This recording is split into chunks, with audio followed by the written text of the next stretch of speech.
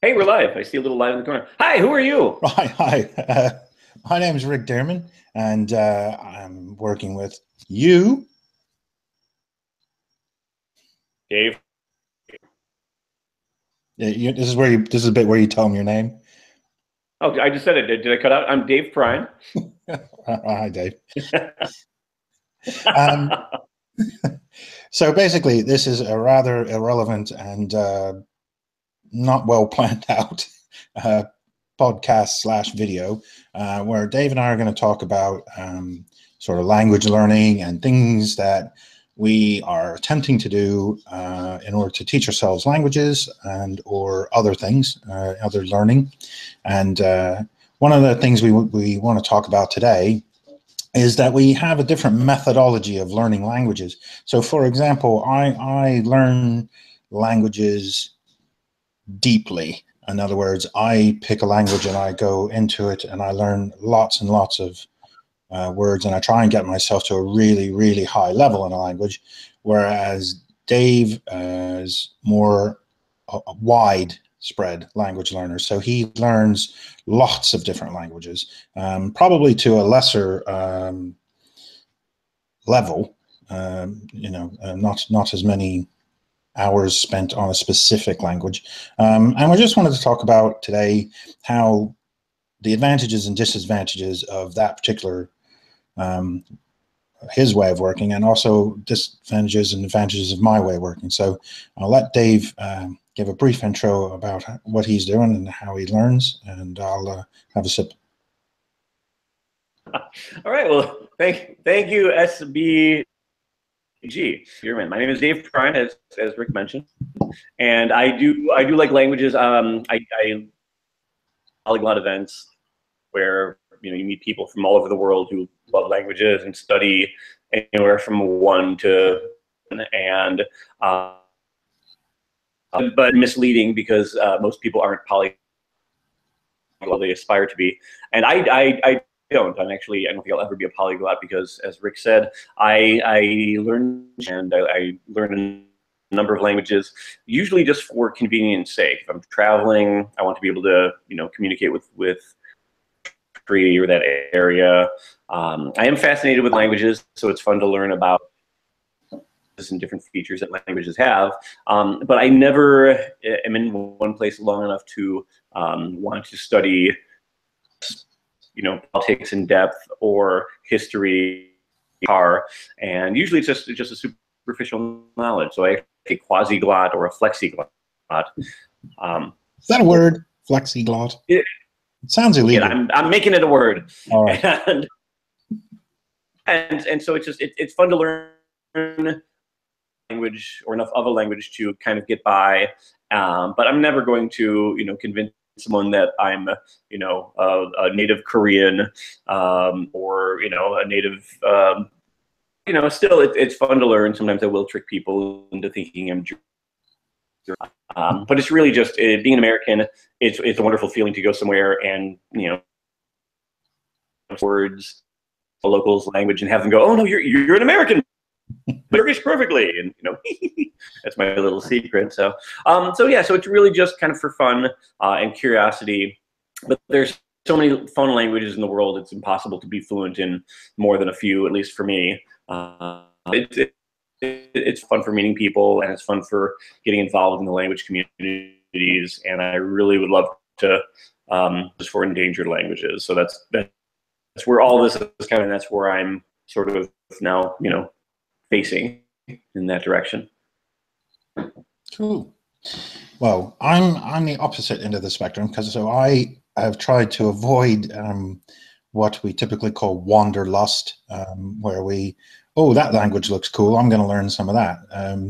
I have fallen prey to a bit because I've done Italian, French, and I did a Mandarin for a little while, but I gave it up. It was just too much time. So when you learn languages in depth, which is my preferred method, the difficulty is, of course, that it takes a considerable amount of time, and you need a lot of resource and practice with native speakers in order to get to a point where you can actually hold a conversation. So, I mean, a conversation that doesn't involve, you know, how much is my hotel bill, but you know, something slightly more complicated than that. But yeah, it takes a lot of time and dedication. The disadvantage, of course, is that if you go to a country where then the language isn't one of the ones that you happen to be studying, then you're sort of stymied, and you have to hope that somebody knows, you know, one of the one or two that you actually know. Luckily, being a native English speaker, lots of people have English as a second language. So I suppose in that instance, I'm luckier than somebody who would be, you know, doing my sort of in-depth thing where they naturally speak Dutch and they're learning Italian and French, and then they went to a sort of a English-speaking country, they'd probably struggle very, very hard, certainly in Britain. Well, yeah, I mean, I think it's you know, being you have an advantage. Also been really surprised in places in Italy where I went out there, and I met a lot of her friends who studied English in school, but they never speak. Having a very helpfully go so far with the conversation. I knew maybe about 300. But you know, I don't need to learn another language. In cases that's true, but that kind of, you know, eliminates the fun for me. It's more fun, but even knowing English every door for you, you know, pick up a few words. And I can pick up the basics really quickly. A robot brain. I'm a cyborg. I don't know if I met it. Yeah. But after about 100, go down and study for days. Well, I mean, I did learn some French when I was in high school, but it was a complete waste of time because, I mean, the only thing I actually remembered was cheese omelette and snails. So when I drove through France, you can imagine that I didn't eat really, or tried to avoid eating it whenever possible, because snail omelets, even with cheese, isn't a particularly nice tasting dish. So luckily, though, I did know some Italian, so when I asked for pizza, I did all right. So there are some advantages to learning a culinary language like Italian. Yeah. What is the Italian word for pizza? Oh, can't remember right now. I think it's hamburger. Not really sure. Oh no, pizza. That's it. Pizza. So what languages are you studying now? Well, at the moment, I'm just concentrating really on French because, well, not for any particularly. My reasoning is I've reached a pretty good level in Italian. So when I don't use Italian for a while, I still remember it. So I've noticed you get to a point where if you don't study a language for a while, you'll start to forget it.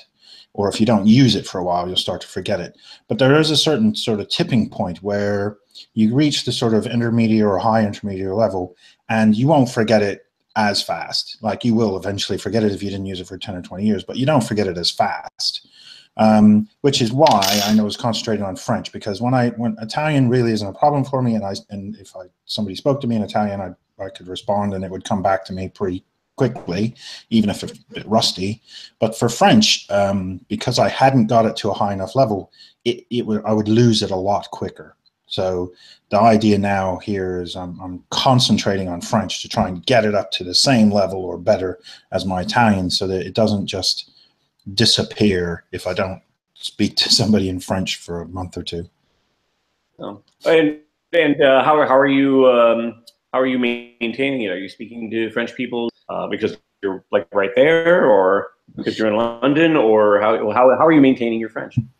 Well, at the moment, I'm actually using a lot of italki. I do at least 1 week, 1 hour a week, and then sometimes more. I've discovered that language exchanges don't work particularly well for me, because if I do a language exchange, well, firstly, I'm a terrible person and I would skip it or just bail because I found something better to do. So I found that actually paying for a lesson helps me, because not only am I a bad person, I'm also cheap. So the fact that I might lose money. The word language. Yeah. So that's the reasoning. But it does sort of force me to do it, and also it doesn't. Rather than a language exchange where you're doing half in English and half in French or Italian or whatever, this is a 1 hour full time in the target language, and so you can concentrate and you can bone up a bit on it in advance, because you know what subjects you're likely to cover. So I've been doing that. I spend a lot of time with flashcards just reviewing vocabulary. I've recently done a video on how to get subject-specific vocabulary. So if, for example, we're talking about playing Dungeons and Dragons type fantasy game in French, when we meet up at the Polyglot gathering. And so I spent a significant amount of time looking at French D&D words, you know, monster and all that sort of thing. Because you can work out how what it was. Fascinating. Sorry, you'll have to repeat that. What is it? What is what?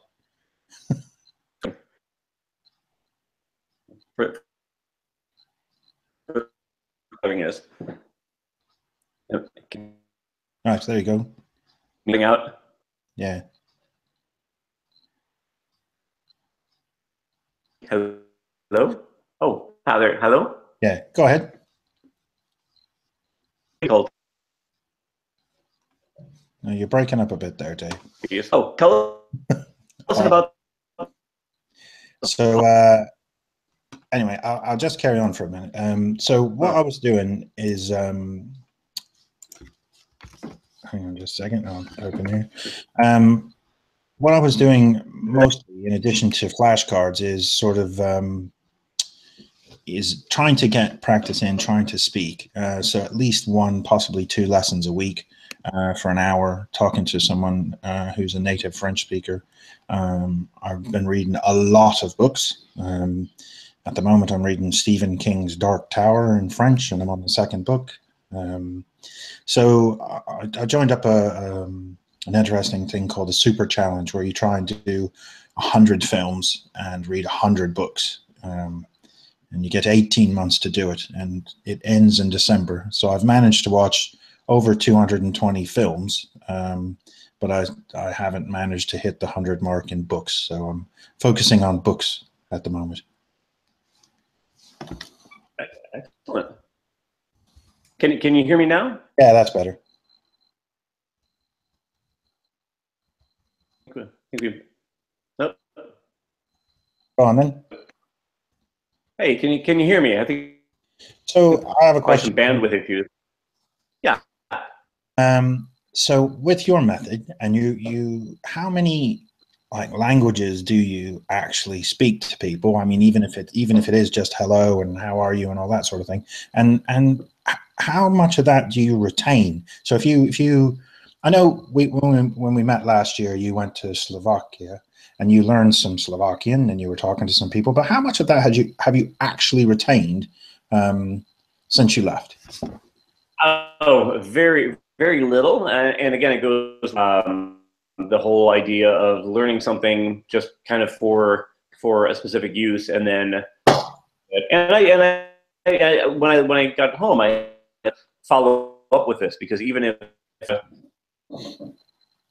retain my Slovak, because I want to have that in my pocket all the time, and I want to be retain flashcards.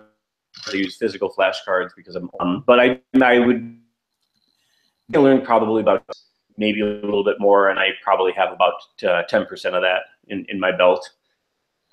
So, and it was a very rushed learning process. It was within 50 days of going, and it was just very like cramming style for studying for a test. Last minute result, I don't retain it because it was just a short period of time and little follow up use. So, but the thing is, if I get back into it, I can refresh it, and I'll get that vocabulary back more with refreshing. So I could probably get all of that back.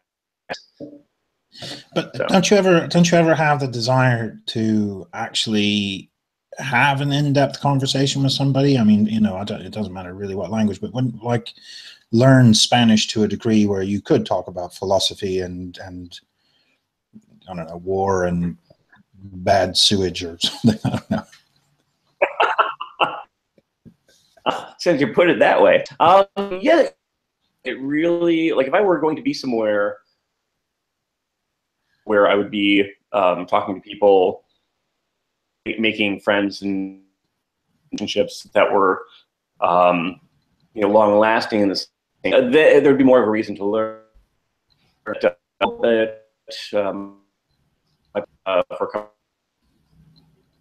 So this summer we spent 3 weeks in Mumbai, 5 days in Sri Lanka, and a couple days in and so it makes more sense to just learn the basics and things, and English. I picked up some Cantonese. Mumbai, I mean, English is a major language there, but yeah. So what did you learn? Urdu or Hindi, or what is it you learned when you were in? It was but I found out when we went to Sri Lanka, which is Sri Lankan language, but also in southern Sri Lanka they speak Tamil, Indian language, and I was not prepared for that. I didn't realize that, so I had to learn like 3 words, from people on buses. But I still got by, and it still made people light up, especially in places where Americans don't go too often, like Sri Lanka, and in small neighborhoods, like meet locals. But yeah, I would love to. I would do something that's secondary. That'll be enough time after studying bits and pieces of other languages, and because I'm in linguistics, it really helps to have a basic knowledge of a number of different languages out there, how they work. So that to me is very interesting. I study specific examples of languages, and I'll be able to identify certain words, but it doesn't require fluency. So far, it's been helpful, and hopefully this will help me help me in my professional career. But one day I would something. But well, I think I'm just thinking to myself that really I should take a page from your book, because I remember I went to France before I started learning French. I was learning Italian at the time, and I got off the plane, and this guy picked me up in his car, and they were driving me. It was a business travel, and I had to go about 30, 40 minutes in the car with this fella, and he spoke French, and I didn't speak French other than hello, bonjour. That was it. Baguette. So for 45 minutes, we just sat in the car right beside the guy, sort of looking out the window, going, and apparently his radio didn't work or anything, so it was like dead quiet, just the sound of the wheels. Terrible, horrible journey. And then like 2 days later, I had to go back with him, and on the way back, because I only spoke one language, and he said something to me in French, so in my head, I just had this big bucket of foreign words. So I just responded in Italian because I just picked foreign out the box and gave it to him. And he spoke Italian. So we spent the whole journey back speaking Italian. So it was really, so I could have spoke to him in the 40 minutes coming down, but it was a bit horrible. But had I learned even a little bit of French, at least I could have, said, how are you, and all that sort of thing. But part of the reason for learning French was that, because I was in France quite a bit, and I had to speak to French people. So There you go. So maybe. Well, do you find that when you were done, you said, "Wow, if I had a conversation, I want to be prepared for next time." Yeah, pretty much. Yeah, yeah. But the problem that I have is that because I always sort of go deep, that learning a language is like a lifetime commitment for me. It's not, you know, it's not something you just dabble in. So that's why I'm thinking maybe I should take a leaf out of your book, and if I go to you know, Slovakia, I should learn just some 400 or 500 words in Slovakian just to sort of get by, and not get, you know, addicted. Well, I mean, even I mean, you were with me. We you know, we met gathering, and we walked around town. And I mean, you saw me kind of running around like a, you know, like a crazy man to people, and it was fun. And I would ask for directions because we got lost, and I wouldn't necessarily. We got lost everything that because they said, you or asked even for directions. I think we that's true. We did. You asked for directions. It wasn't. We were all right up until you asked for directions. And then I didn't understand, so I just meandered away. So, although I mean, the funny thing is, we did end up approaching a woman who, you know, she was in Slovak, and you know, she turns out she spoke English, and it turns out she knew Lydia Makovov, you know, the organizer. And it was a nice little serendipity. Yeah, well, things like that happen all the time. And yet another advantage of you, which is you sort of constantly go out and meet and greet people and things, whereas I'm much more reserved and unlikely to do that. I think you but when you're ready to talk to someone, you can really talk to them because this foundation of the language. Whereas me, I'm like, I have 10 words. I want to practice them as much as possible because that's all I got. So you know, and both methods definitely pay off. You know, I can have deeper conversations in German. I found out, you know, I found that Spanish. I was got me! Got me! Help me! That's sorry. I'm like here. I'm speaking to Lindsay Williams and the non-English zone. The English for Spanish came in the corner and had to work my way out. So that's, and there are times when I think, God, if only I were fluent in Spanish or, you know, French or whatever, this would have gone so much more smoothly. Oh, there you are. Okay. Yeah, no, I thought I lost you. I'm still here. I have a problem with that. I have 2 dogs, and they decided to just go crazy because there was unauthorized walking outside of my house. So that's yeah. You can't have that now. No, exactly. That's just unacceptable. I should get cats, really. We have kittens here, and they're locked up because they're kind of a terror as well. So, but they don't make noise, which is nice. They're silent and fierce. Silent is deadly. No, that's something else. Okay. So. Oh, that's you. Hey. Anyway, for people who are watching, just a quick side note. I met Rick at the Polyglot Gathering in Berlin. Since then, we've Sorry, go ahead. Go ahead. What are the dogs? It's like, shh, they can smell fear. Shh, don't move. So, yeah, so I met Rick a year and a half ago at the Berlin Polyglot Gathering. Saw him again at the, and then hopefully we will meet next year at the next Slovak one. Yeah, with any luck. I mean, they announced the date last week sometime. I think it's in end of May, early June. So yeah, if you're interested, and it's really well worth going. There's lots of interesting people, lots of interesting talks, and sometimes even Dave talks. So. No one. Interesting, and Rick gave a talk which is described as nerdy, but it was actually quite useful. I can't wait for them to post all the videos online. It'll be nice to some of the talks and see some of the ones that we didn't get to sit in on. Yeah, it'd be nice to see the presentations. I mean, the problem I had with it was you pretty much want to go see everything, and there was what, 4 rooms. You could only be in one place, and you think, oh well, just watch the videos later. But it takes so long to get the videos out that I've pretty much forgotten which ones I wanted to see. So I'll have to sit down and watch them all, one after the other. Exactly. That's what I did with I think 2000. Just so many videos to watch, but yeah, hopefully they'll have them up soon.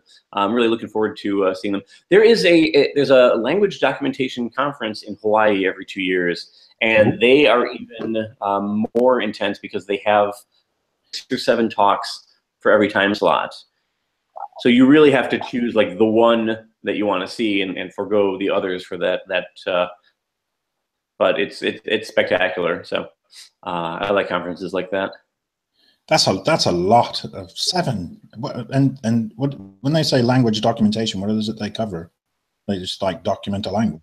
It's more of an academic setting, but you'll find a lot of the talks are very accessible. There may be talks about grammar points or a feature found in a language that isn't common in other languages, or experience in the field, or they may talk about field methods or field ethics, or resources they're making for the community. I have a friend who works with Kaqchikel, which is a Mayan language, and she was talking about a school program that they were trying out in Guatemala. So it covers everything about endangered and minority languages. It's fascinating. You'll discover a new language that makes me go, I want to learn that now. So it's more. So. Yeah, and it's in Hawaii, so I recommend that. With all of these in the notes, because otherwise people won't know. The chat. This is my first ICLDC Hawaii. There you go. Is that ICLDC in Hawaii? More information. Yeah. All right. Well, I'll put links in the notes when I post the video, so it's not a problem. I'll send an URL. And the URL for the polyglot gathering as well. Okay. Yeah, I can send you a link for the ICLDC settings. Is the quality working out okay? Are we using my? I think so. Yeah, I think we're okay. Well, we were originally going to do a half-hour slot, and I think we've hit that now. Okay. So I think we'll call it a day, and we'll try again soon. All right, fantastic. Thank you, Rick. Au revoir. German. Au revoir. Ciao. Ciao. Pamplemousse.